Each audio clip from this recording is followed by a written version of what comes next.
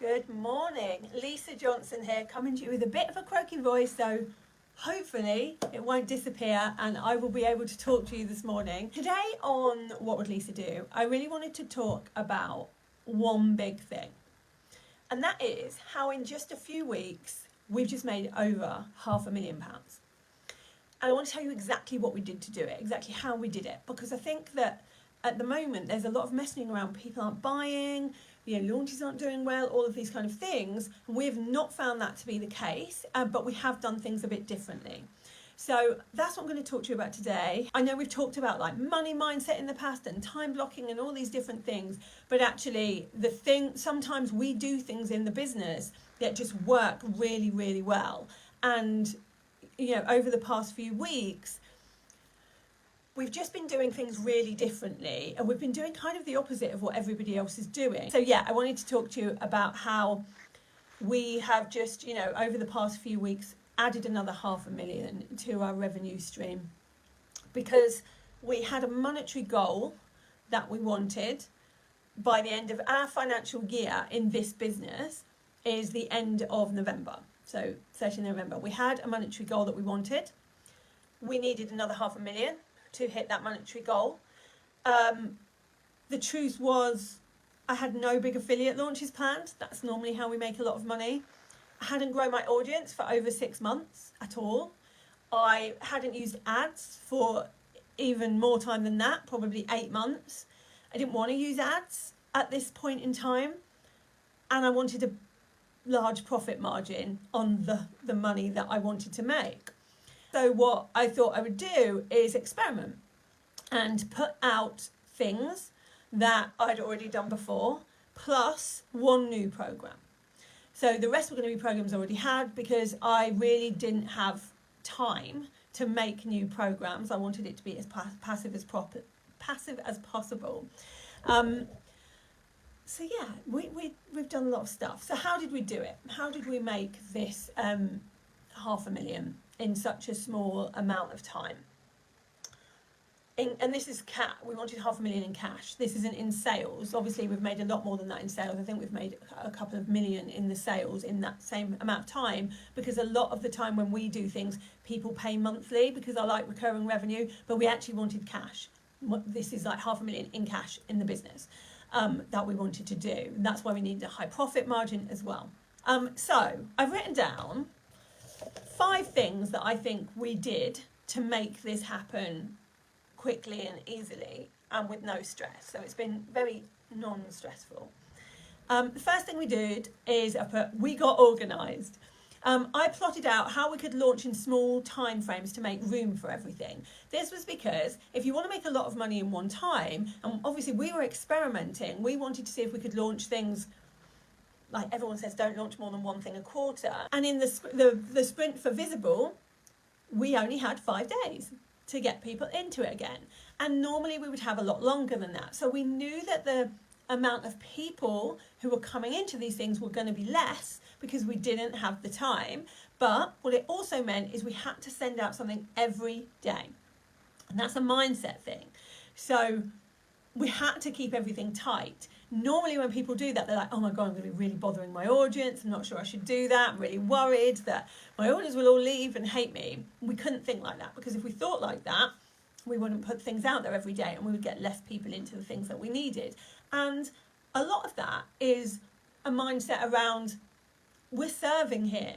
Some people need to be visible right now. Some people need to be writing a book. Some people need to be in a mastermind. They need these things for the next year. They need to make sure they're doing these things, and we know we can help them. We've helped thousands and thousands of people make millions and millions of pounds. And so for me to then go, well, I can't be showing up and helping these people would be ridiculous, because I can and have and will. And so it was a mindset thing of, I can do this every day. So that was number 1. We got organised. The second thing we did to make this £500,000 in cash, we repurposed. So we weren't going to have the time to write entire launches all over again. But what we could do is take things that we'd already done. So emails, for instance, webinars that we'd done before, and just tweak them so that anything that was updated was updated. So for instance, we looked at all the emails for Visible. So we did Visible last in June. So we took the emails for Visible and said, okay, well, what is different that we need to put in here? Well, the biggest difference was the first time we did Visible, we didn't have any testimonials because it was the very first time that we'd done it. This time we've got loads of testimonials from people that have made more money and all of that kind of stuff, you know, been in different places, their stuff has gone viral and all these kind of things. And so we were able to use them in the emails. There's different things that we could do. So just because you're putting the same things out there, it doesn't mean you can't tweak them a little bit. Even just changing the headings on an email refreshes it from the last time that you launched something. So you don't have to reinvent the wheel from scratch. The whole point of passive income is that you're reusing your marketing. So that's what we did. So people don't remember if you've sent things out before, as long as you're tweaking and everything's up to date.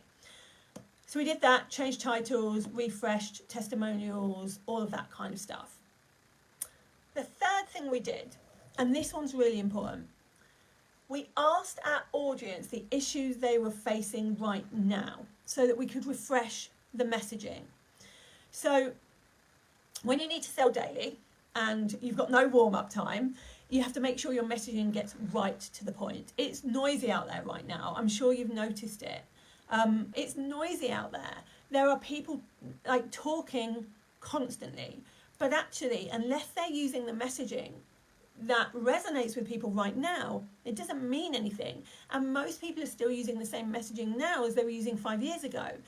That can't work. Your audience has really different priorities right now, different problems right now, different challenges. Are you talking to them about those challenges that they're having?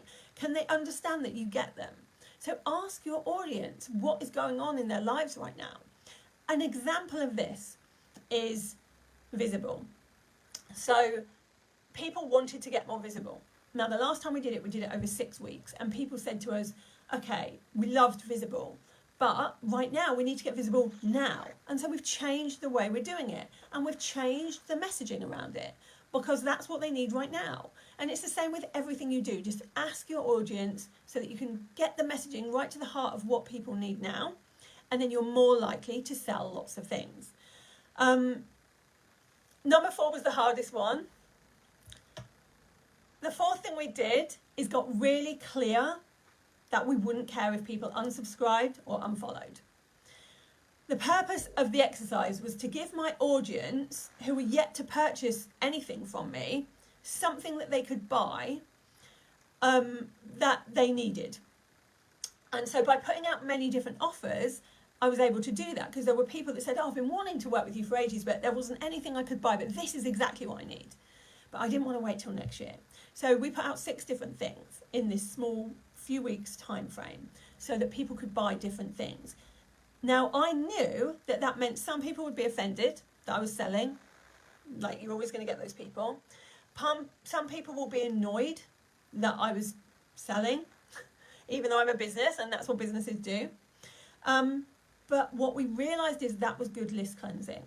Because if we had all these people on my list or in here that had never bought anything from me, and I put 6 different things out there at really varying price points, one being £10, and those people get annoyed, that means they're never going to buy anything. And that means I don't want them on my list. Because the reason I have a business is to sell things.